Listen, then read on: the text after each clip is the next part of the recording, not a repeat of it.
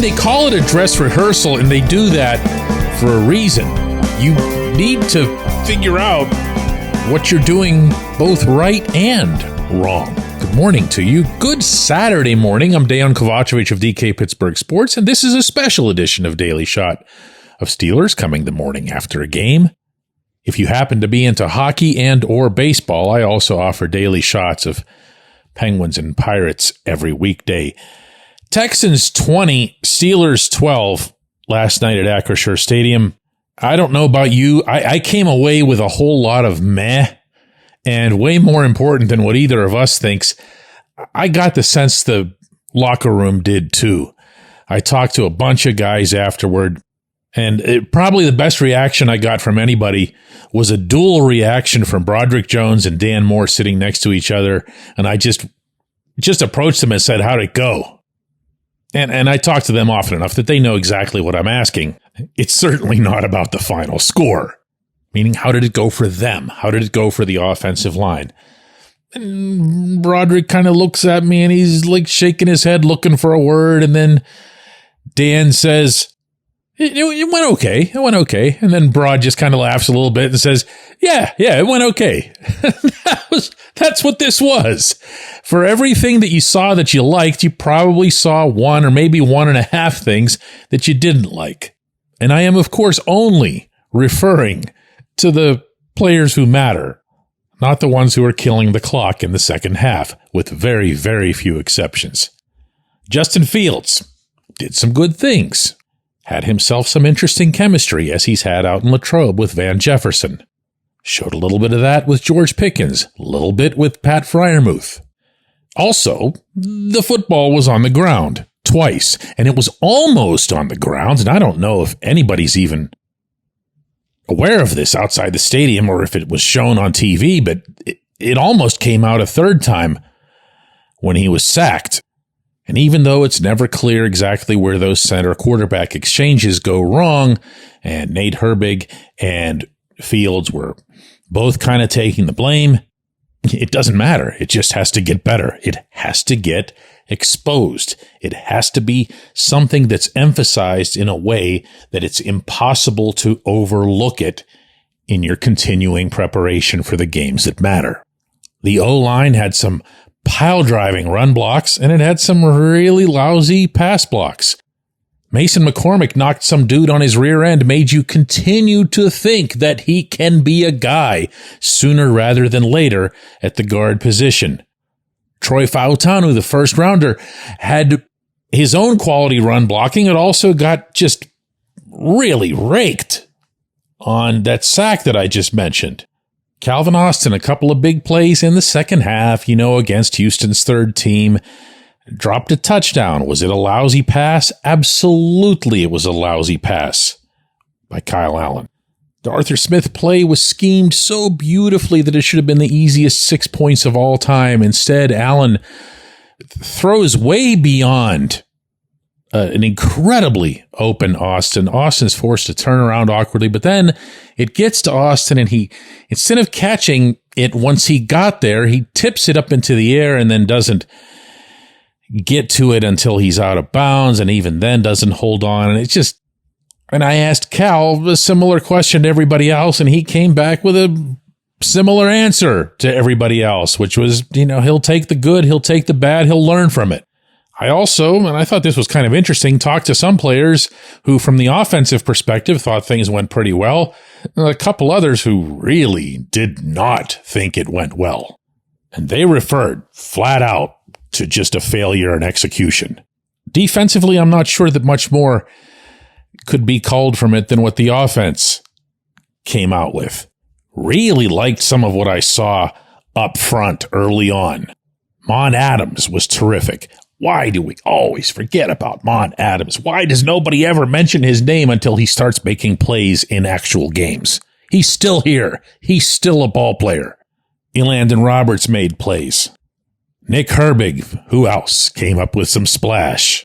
Peyton Wilson might have had the most representative game of anyone in the sense that he had a first half that made him look otherworldly. You're thinking this is just an instant all-pro. And then the second half was missing tackles, missing coverage assignments, and acknowledged that to his credit afterward. Said, I've got work to do. DeMonte Casey with that awful one-arm attempt, or was he going for the ball, or who knows, that handed Houston a touchdown, I thought. He wasn't the only one who could have made a difference on that play, but he was the main one. Joey Porter Jr. got caught with his hands being handsy again. Had airtight coverage on a guy and still just couldn't keep his hands to himself and got rightly flagged for it.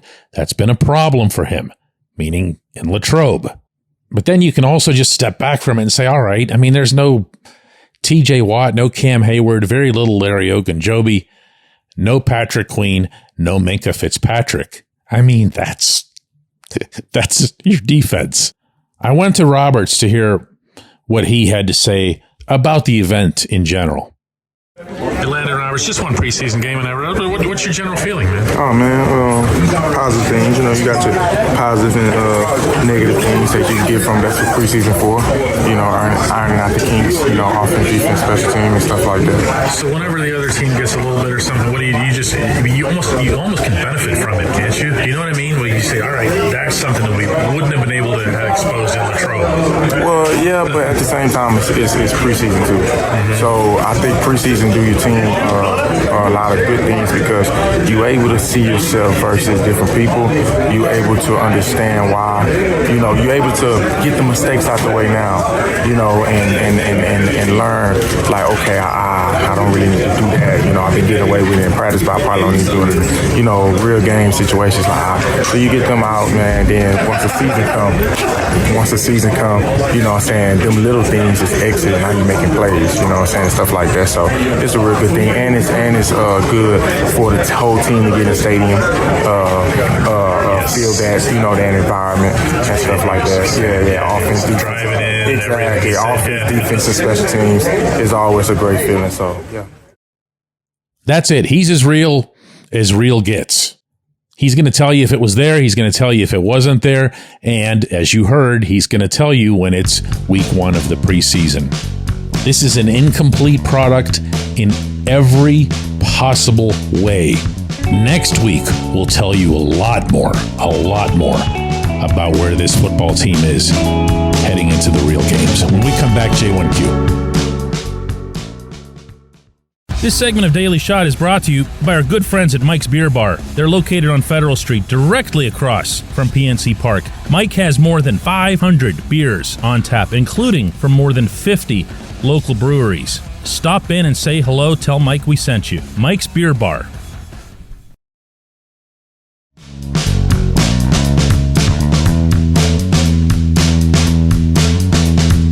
Today's J1Q comes from Tim, who says, DK, is the pass blocking going to continue being an issue? As good as this team is at run blocking, they seem equally as bad when it comes to pass blocking. You know, I could give you the standard, it's only preseason, just relax, what's wrong with you kind of answer, okay? And I'm betting that's what you were expecting, or at least some kind of variety of it. But, I've been saying here for weeks now that there are two things that worry me more than anything else about this team as a whole. One is quarterback play. Not that I think it's going to stink. It's just that I don't know about it. I don't like not knowing about it. I feel like I learned a little bit more. Justin Fields looked at times like the guy we've seen and appreciated to an extent in Latrobe. He also put the ball on the ground twice and almost a third time. But when I look at the number 2 thing on my list, it's how is this remarkably young / inexperienced offensive line going to adjust to a whole new playbook, 2 new quarterbacks, and, oh, by the way, in a couple of cases, the National Football League. So when you see Troy Fautanu knock somebody pretty much on his rear end on a run block and you go, wow, that's fantastic. That's great. Look at all that talent. That's some first round pedigree right there. And then he gets scorched on a routine pass rush off the edge. That's what you're going to have. And when you have not one, but two quarterbacks who prefer to move around in the pocket, who prefer to go to one side or the other, in Russell Wilson's case, he does it just to be able to see downfield because of his size. Well, that's not predictable. And offensive linemen, as we learned last year, like predictability. They went from Kenny Pickett running into sacks to Mason Rudolph just basically standing in one spot. And they all swore up, down, and sideways that they loved having the guy just standing there. And they all became better pass blockers as a result. Well, there are a lot of different ways to do this. But those ways, and here I go again with this theme, don't get exposed until you're out there. You're out there in games, in stadiums, in front of big crowds. This was the first of those. This was the first. I wouldn't overinflate it, but I also wouldn't just, downplay it or outright dismiss it. I really wouldn't. It all adds up. We'll see where it leads next week. We'll be back with another one of these programs, the regular day on Monday. Thanks so much for listening to Daily Shot of Steelers.